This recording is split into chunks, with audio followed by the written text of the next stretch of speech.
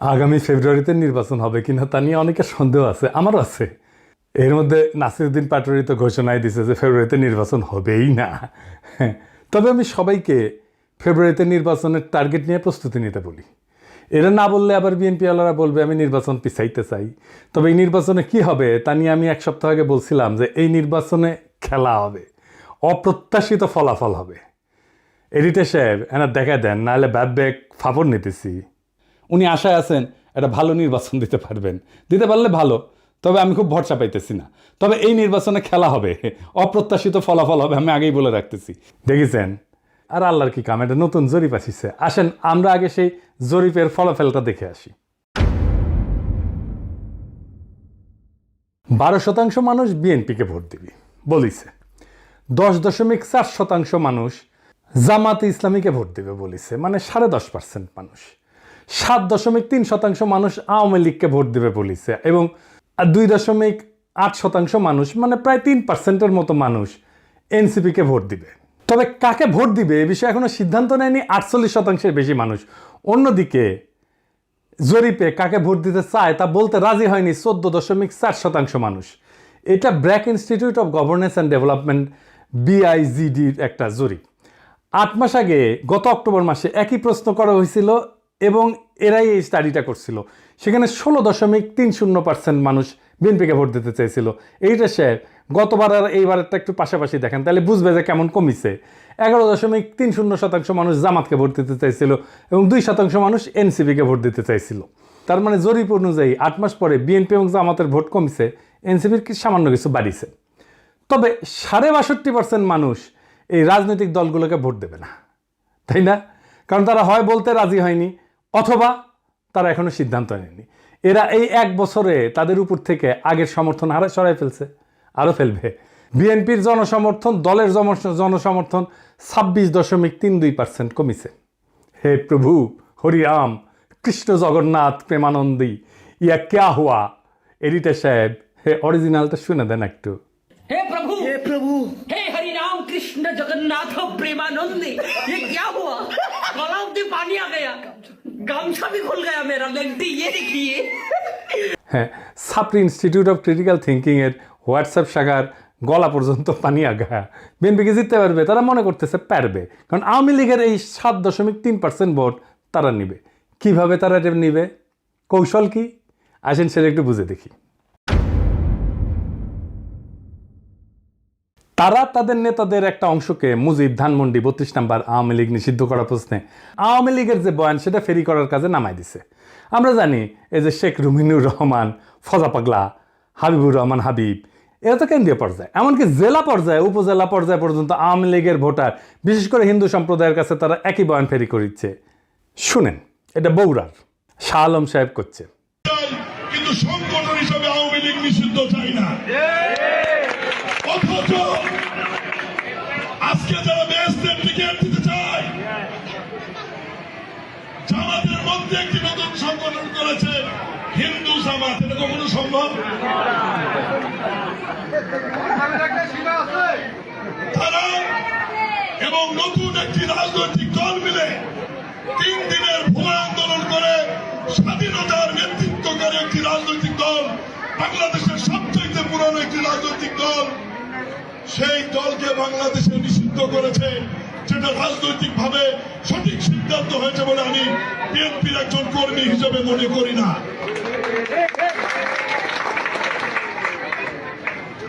এই বাংলাদেশের ইতিহাস লিখতে গেলে মহান স্বাধীনতার ঘোষক শহীদ রাষ্ট্রপতি জিয়াউর রহমানের নাম লিখতে হবে।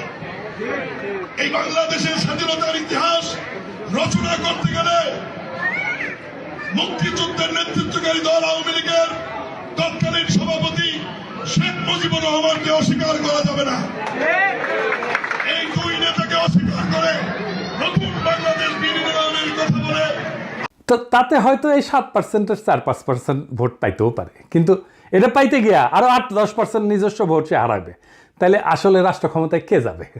আপনারা বুঝতে পারতেছেন যে যারা এখনো সিদ্ধান্ত নেয়নি কাকে ভোট দেবে এবং যারা বলতে চায়নি, তারাই আসলে ঠিক করবে কারা রাষ্ট্র ক্ষমতায় যাবে। তো যাই হোক, এইটা আলোচনাটা বিস্তারিত আসার আগে বিএনপি দলটা কিভাবে ফাংশন করে সেটা একটু বুঝাই। তাইলে এই যে কেন এই রুমিনুর রহমানরা এই কাজ করে এটা বুঝতে পারবেন, এবং কিভাবে তারেক রহমানের নিরঙ্কুশ নিয়ন্ত্রণ নিশ্চিত হয় দলের মধ্যে এটা বুঝতে পারবেন। আর এই পদ্ধতিটা বিএনপির সবচেয়ে বড় দুর্বলতা। আমি এটা বিএনপির সাথে কাজ করতে করতে গিয়ে আবিষ্কার করেছি। আসেন দেখি এটা কেমন। বিএনপিতে দুইটা কাজ করে। এক, সোশ্যাল কনফ্লিক্ট, যেটা সমাজে যে দ্বন্দ্বটা আছে সেটাকে ইন্টারনালাইজ করে ফেলে, মানে সেটা নিজের ভিতরে ঢুকে ফেলে, দলের ভিতরে ঢুকে ফেলে। মানে ধরেন সমাজে আওয়ামী লীগের রাজনীতি চলবে কিনা, এটা নিয়ে একটা দ্বন্দ্ব আছে, তো সেটাকে সে দলের মধ্যে নিয়ে ফেলে। আওয়ামী লীগের রাজনীতি করা উচিত এমন একটা দল তৈরি করে নিজের দলের মধ্যে এই মত প্রচার করবে, আর তার বিপরীতে আরেকটা দল তৈরি করে যারা ভিন্ন মত প্রচার করবে। এটাই হইতেছে এক্সটার্নাল কনফ্লিক্টকে ইন্টারনালাইজ করা। কি সুবিধা পায় এতে? সে মনে করে যে এক্সটার্নাল যে কনফ্লিক্ট এটা তো ম্যানেজ করা ডিফিকাল্ট, এক্সটার্নাল কনফ্লিক্টকে আমি যদি ইন্টারনাল করে ফেলি সেটাকে আমি কন্ট্রোল করতে পারবো ইজিলি, কারণ আমি তো নেতা, আমার কথা দুই পক্ষই শুনবে। তো আমি এই আলোচনাটা দলের মধ্যে থেকে করব এবং আমি এটাকে নিয়ন্ত্রণ করব। বুঝতে পারছেন? মানে সমাজের যে বিতর্ক সেটা আমি নিজের দলের ভেতরের একটা ইন্টারনাল বিতর্ক করে ফেলবো। দলের ভেতরে যদি আমি ইন্টারনাল, সমাজ তো আমার কথা শুনে না, তো দলের ভেতরে যদি আমি ইন্টারনাল কনফ্লিক্টটা নিয়ে আসি তাহলে দলের লোক সবগুলো আমার কথা শুনতে বাধ্য হবে। আর একটা বিষয় হইতেছে যে এরা একজনকে আরেকজনের পিছিয়ে লাগিয়ে দেয়। এই যে কনফ্লিক্টটা দলের ভেতরে নাই সেটা তৈরি করে। আমাকে এই যে ওয়াহিদুজ্জামান অ্যাপোলো একদিন বলে ফোন মেরা যে বিএনপির অনেক লোক বলে যে আপনি রয়ের এজেন্ট। হ্যাঁ, তার মানে কি বুঝেছেন? তো তার মানে এটাই যে শুনে হয় আমি বিব্রত হব বা সংকুচিত হব বা ভয় পাবো, এবং আমি একটা আশ্রয় খুঁজবো, এবং আমাকে এমন একটা মহাশক্তির কাছে পাঠাবে যে আমাকে আশ্রয় দেবে, অথবা সেই আশ্রয় দেবে। তার মানে বুঝেছেন তো? বা সেই বলবে আরে ব্যাপার না, আমি দেখতেছি, আমার উপরে ছেড়ে দেন। হ্যাঁ, তো সে তার দলের লোকদের উপর আনুগত্যটা কেনে, তারা এটা চাপে ফেলে ভয় দেখায় আনুগত্য আদায় করে। এটা বিএনপির কৌশল। যাই হোক, এই যে এক্সটার্নাল কনফ্লিক্টটাকে ইন্টারনালাইজ করে ফেলা, এটা তার নির্বাচনে আওয়ামী লীগের ভোট টানার একটা কৌশল। তো যাই হোক, এখন এই যে নির্বাচনী জরিপ, এটার প্র্যাকটিক্যাল ফলাফলটা কি? প্রথম ফল হইতেছে বিএনপি আগামী সরকার গঠন করতে পারছে কিনা এটা বিরাট সন্দেহের মধ্যে পড়ে গেল। ধরেন এনসিপি আর জামাত ঐক্য হইল, ওইদিকে বিএনপি নিজের ভোটের সাথে আওয়ামী লীগের ভোট আর জাপার ভোট মিলে একটা হাড্ডাহাড্ডি লড়াই হইল। তাও কি বিএনপি বা এনসিপি জামাত ক্ষমতা আসতে পারতেছে? না, পারতেছে না। কারণ 62.5% মানুষ জামাত, বিএনপি, এনসিপি কাউরেই, এই 62.5%-এর ভয়েস হয়ে উঠতে পারবে যারা, তারাই আগামী সরকার তৈরি করবে। তাইলে কিভাবে এটা গড়ে উঠবে? বাংলাদেশ একটা রাজনৈতিক ফ্রন্ট গড়ে উঠবে। প্রকৃতি শূন্যতা পছন্দ করে না। এই 62% মানুষের একটা ফ্রন্ট গড়ে উঠবে। এই মানুষকে ভয়েস দিতে হবে। এই ফ্রন্ট দেশের নির্বাচনে জিতে আসবে। কিভাবে? ধরেন কয়েকটা ব্রড ইস্যুতে যদি একটা ঐক্য হয়। 1 নাম্বার, বাংলাদেশে ভারতীয় আধিপত্যবাদের অবসান হবে। 2 নাম্বার, স্বাধীনতা, সার্বভৌমত্ব, জাতীয় মর্যাদা এবং আঞ্চলিক অখণ্ডতা অক্ষুণ্ণ রাখতে হবে। 3 নাম্বার, আওয়ামী ফ্যাসিবাদের চিরস্থায়ী অবসান ঘটাইতে হবে। 4 নাম্বার, একটা ইনসাফ ও সাম্যের বাংলাদেশ বানাইতে হবে। তো এই ইস্যু নিয়ে যদি ফ্রন্ট হয় তাহলে এই 62.5% সেই ফ্রন্টের সাপোর্টার হয়ে যাবে। এন্ড কইতে পারেন এমন কোনো ফিগার আছে যে এই ফ্রন্টের নেতৃত্ব দিতে পারবে? আছে, অনেকেই আছে। আমি আজ একজনের নাম বলবো, মাহমুদুর রহমান। উনি এই ফ্রন্টের নেতৃত্ব যদি দেন সবাই ওনার পাশে এসে দাঁড়াবে। ইলিয়াস কনক, পিনাকির কথা বাদই দেন, এরা মাহমুদ ভাই আওয়াজ দিলে ঝাঁপে পড়বি। এর বাইরে হেফাজত, ইনকিলাব মঞ্চ, আপ বাংলাদেশ, এবি পার্টি, ইসলামী শাসনতন্ত্র আন্দোলন, এরা সবাই এসে দাঁড়াবে। এটাই হয়ে উঠবে রাজনীতির মেইন স্ট্রিম। এনসিপি আর জামাতের কোনো অপশন থাকবে না এই ফ্রন্টে জয়েন না কইরা। বিএনপিও আসতে পারে এই ফ্রন্টে, স্বাগত জানাই আমরা। এই ইস্যুতে ঐক্য হইলে ওয়াই নট, কিন্তু সিট যা দেব মাইনা নিতে হবে। এই ফ্রন্ট মানে বিএনপির বিরুদ্ধে যাওয়া না, কিন্তু বিএনপির বিরোধিতা করাও না, বরং অ্যান্টি ফ্যাসিস্ট, অ্যান্টি ইন্ডিয়া সমস্ত শক্তিকে একটা কমন গ্রাউন্ডে নিয়ে আসা। আমি তো চাই বিএনপির আলতাফ হোসেন চৌধুরী ভাই উনি জিতে আসেন, ইয়াংদের মধ্যে শহীদুদ্দিন চৌধুরী এনে জিতে আসুক, আমি এটা চাই। কিন্তু রুমিন ফারহানা হারুক, হাবিবুর রহমান হাবিব হারুক, ফজা পাগলা হারুক। আমি যদি ইলেকশনের আগে দেশে যেতে পারি, আমি আলতাফ ভাইয়ের এলাকায় গিয়ে ক্যাম্পেইন করে দিয়ে আসবো, যেন উনি যেতে ধানের শীষের ক্যাম্পেইন করে দিয়ে আসবো। আমার ক্যাম্পেইনের দরকার নাই ওনার জেতার জন্য, উনি এমনি জিতবেন, কিন্তু আমি যাব আমার নিজের মনের শান্তির জন্য যাব, যে আমি আলতাফ ভাইয়ের ইলেকশনে কিছু কাজ করেছিলাম। তো এই যে ফ্রন্ট, এর ফ্রন্টের সুবিধা কি হবে? এই ফ্রন্টে রাজনৈতিক দলের মাতবরি থাকবে না। রাজনৈতিক দলগুলোকে কিন্তু দেশের মানুষ পছন্দ করে না, বিশ্বাসও করে না। সেজন্য রাজনৈতিক দল অ্যান্টি হাসিনা লড়াইয়ের নেতৃত্ব দিতে পারেনি। এটা মাইনে নিতে হবে সবাইকে। এই ফ্রন্ট 2024-এর বিপ্লব যারা করছে সেই রকম একটা জনগণের ফ্রন্ট হইয়া উঠবে। রাজনৈতিক দল যা খুশি তাই করতে পারবে না। এনসিপির বালখিল্যতা, জামাতের রাজনৈতিক ভুল, অন্য ছোট দলের ন্যাশনাল ইম্প্যাক্ট তৈরি করার অক্ষমতা সব দূর হয়ে যাবে। এক নতুন আশায় দেশবাসী বুক বাঁধবে, সারা দেশে এক নতুন আশার সঞ্চার হবে। আমরা কলা গাছ যদি দাঁড় করাই দিই, বেশিরভাগ আসনে তারা জিতে আসবে। আমরা বিএনপির ট্রু ন্যাশনালিস্ট নেতাদের আসনে কোনো প্রার্থী দেব না। আমাদের মার্কা হবে বাম্বু। বাম্বুর দাবরা নিতে দেশকে আবার সঠিক রাস্তায় নিয়ে আসবো। এই 62% থেকে বাংলাদেশের আগামীর রাজনীতি উত্থিত হবে। এখন প্রশ্ন হচ্ছে, মাহমুদ ভাই কি রাজনীতিতে এভাবে আসতে রাজি হবেন? না, হবেন না। ওনারা যারা চেনেন তারা জানেন উনি হবেন না। এই ভিডিও দেখার পরে উনি আমার ফোন দিয়ে ঝাড়ি দিবেন, বলবেন এসব কি পাগলামি শুরু করিস, আমি আমার দেশ নিয়ে আসছি, আমার বয়স হয়েছে। তো যাই হোক, উনি যাই বলুক। সক্রেটিস বলছিলেন সেই নেতাই শ্রেষ্ঠ নেতা যে অনিচ্ছুক নেতা। মাহমুদ ভাই অনিচ্ছুক নেতা, তাই উনার বাংলাদেশের সেরা নেতা হওয়া সম্ভব। এইটারে বলে সিনাটাস আর্কিটাইপ। কঠিন লাগিচ্ছে হ্যাঁ কথাটা শুনে, টার্মটা শুনে, কিন্তু এটা খুব মজার ইতিহাস আছে। আসেন শুনি। উনার নাম ছিল লুসিয়াস কুইন্টিয়াস সিনসিনাটাস। 458 খ্রিস্টপূর্বাব্দে একজন রোমান সম্রাট ছিলেন তিনি। এই গল্পটা শুরু হয় একটা গভীর সংকট দিয়ে।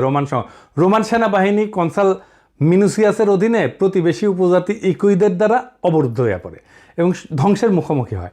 রোম শহর আতঙ্কিত হইয়া যায়।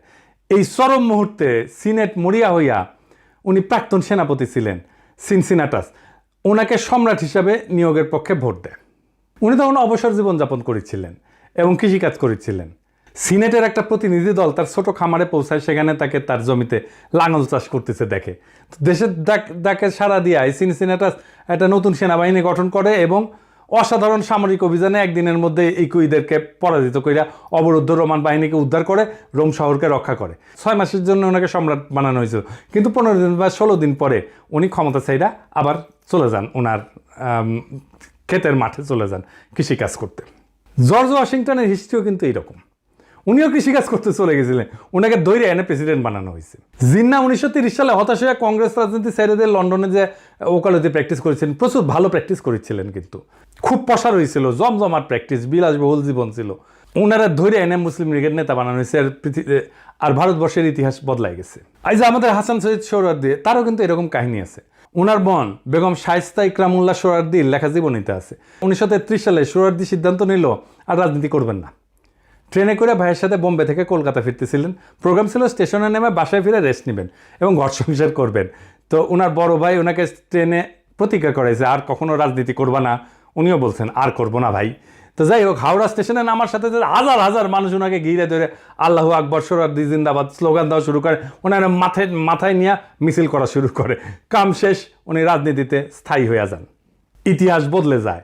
আমার উপরে ছাইরা দেন, দেশের মানুষ যদি তৈরি থাকে তাহলে মাহমুদ ভাই আসবেন এই দায়িত্ব পালন করতে। আর কারা থাকবেন না আমার কইলাম না, কইলে এখনই লাভ দিয়ে উঠবেন। আমি বলছিলাম অপ্রত্যাশিত ঘটনা ঘটবে, সেই ঘটনার জন্য তৈরি হন, আমরা ইতিহাস সৃষ্টি করব অচিরেই। বাংলাদেশের রাজনীতি এখন এক সন্ধিক্ষণে দাঁড়ায় আছে। 62% মানুষের নীরবতা, এটাই আসল শক্তি, এটাই আগামী সিদ্ধান্ত গ্রহণকারী হাত। তারা কারো অন্ধ অনুসারী না, বরং তারা খুঁজতেছে এমন একটা প্ল্যাটফর্ম যেখানে থাকবে আত্মমর্যাদা, সার্বভৌমত্ব, ইনসাফ আর সাম্যের নিশ্চয়তা। ইতিহাসে আমরা বারবার দেখছি, যখন জাতি প্রস্তুত তখন নেতার আগমন অনিবার্য হয়ে যায়। সিনসিনাটাসের মতো, জর্জ ওয়াশিংটনের মতো, জিন্নার মতো, সোহরাওয়ার্দীর মতো। সেই নেতা হয়তো এখনো মাঠে নাই, কিন্তু মুহূর্ত আসলেই ইতিহাসের পাতা থেকে উঠে আসবেন তিনি।